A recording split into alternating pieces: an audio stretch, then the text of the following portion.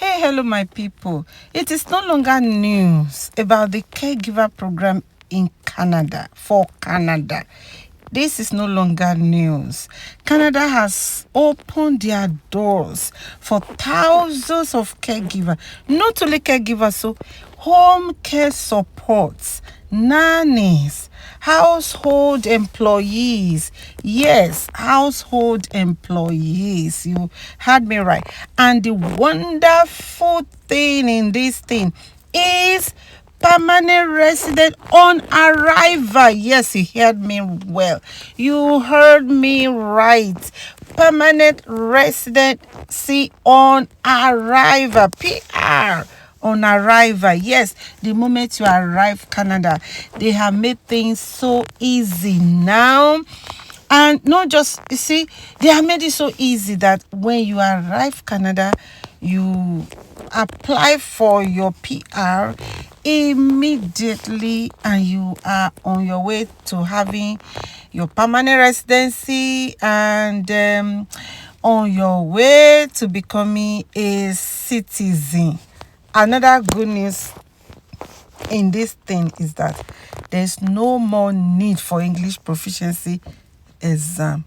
Wow, this has been the the obstacle in the whole matter. People have to take classes and pay for exam and do English proficiency exam. That one has been cancelled, but the thing is, you should be able to speak English. Yes, once you come from a country that speaks English, you are good to go. You are good to go. Another thing is this: you can now advance. So when you get to Canada, you can become anything you want to become. You can go to school, you can advance in your career.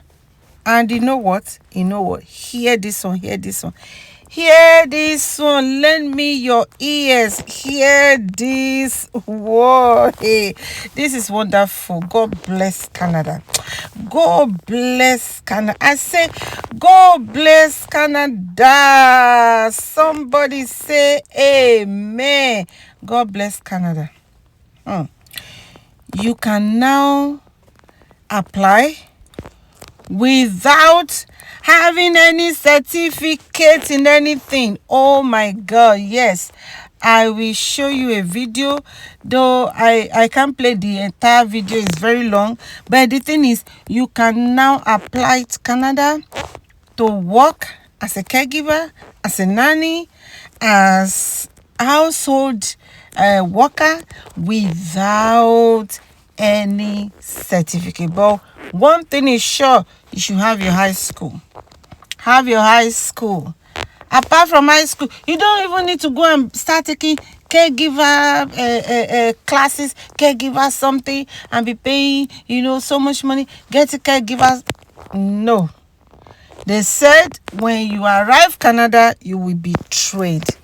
In fact, let me play this video and enjoy it. Share this video. Send it to your brother, your sister, your mom, your dad, your auntie, your uncle, your friend that you love. Say, oh yeah, Canada. Oh yeah, oh Canada. Let's go. Let's go there. Before I play this video for you, you may say, oh, okay, now how do I go about this? Okay, now how? Just contact us. Go to California Global Business Ventures LLC and go register with us, and we will figure things out for you. Yes. All right, let's listen to the video. Here today, most importantly, to provide updates and announce the future of the caregiving program. Caregivers have a long legacy here in Canada, as they're instrumental in helping families take care of loved ones. They help us raise our kids, and we as parents, so that we as parents can go to work. When we struggle to find necessary care for our seniors, they're here to support us. With the aging demographics in this country, this is something that is an increasing reality, not a decreasing one. Certainly not lost on me that the majority of caregivers that come to Canada tend to be women who are leaving their homes. often leaving their own children to take care of our children. I can assure you that these sacrifices are not going unnoticed as my department works to improve the caregiver program. If there's anything from the discussion, the passionate discussion today, is that there is more work to be done. Thousands of caregivers have come to Canada, started new lives, and built new communities. However, the reality is that despite their hard work, they've faced and continue to face barriers in obtaining their permanent residency status. A few minutes ago, we concluded a meeting with current and past caregivers who told me their journeys and challenges to Canada. Teresa, who's there among us today, told us her story about how she works during the day to take care of kids for a family in Toronto, but at night has to take courses to pass the very onerous language requirements and the ones that are even more onerous in similarly situated circumstances. In June 2014, the Live-In Caregiver program had an inventory of about 60,000 people. Today, we've processed over 99% of those. And I'm pleased to share that we virtually eliminated the backlog of the legacy Live-In Caregiver program. While we diligently phased out the program that no longer served their purpose, we created pathways to pave the way for caregivers to ensure their continuity. The home support worker and home child care provider pilots are specific examples of this. Launched in 2019, these pilots have attracted significant interest. In 2023 alone, Canada admitted over 3,000 caregivers and their family members to help provide care to seniors, children, and provide support in the home. In 2024, so this year, almost 2,000 more caregivers and their families became permanent residents.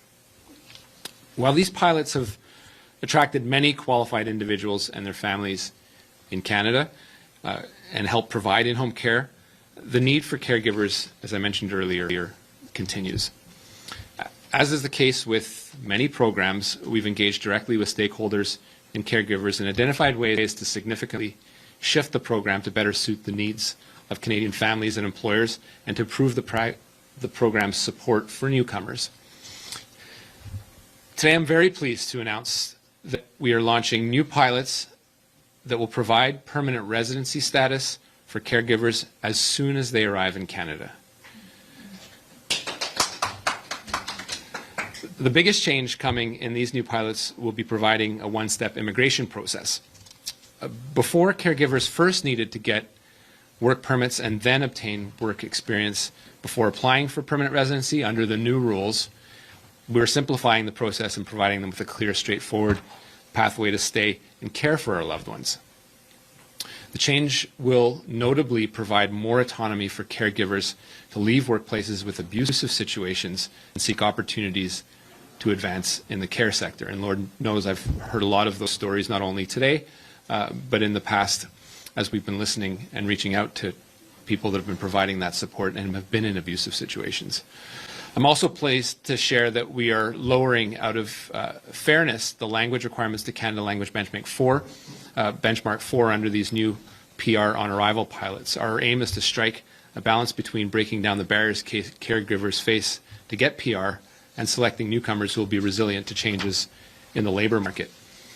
Lowering the language requirements is a must-needed change that we've heard directly from the community on, and will align with other programs in my department, as well as provincial programs, creating better consistency and fairness for all applicants.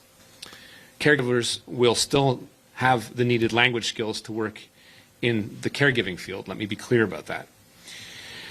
And finally, as we look to address the desperate need for caregivers, we're also expanding the pilot programs from private household employers now to also include organizations who will directly employ home care workers. This will allow for and not-for-profit organizations to provide job offers and help address home care needs where labor shortages exist.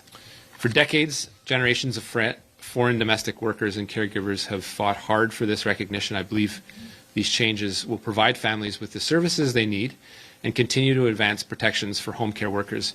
This is something that's long overdue, and this is one of our ways to tell home care workers that we see you and we've heard you. It's time that we create programs that work for caregivers and not leave them behind and meet the need of our communities. Thank you. Merci. And I'm glad to take your questions at this point.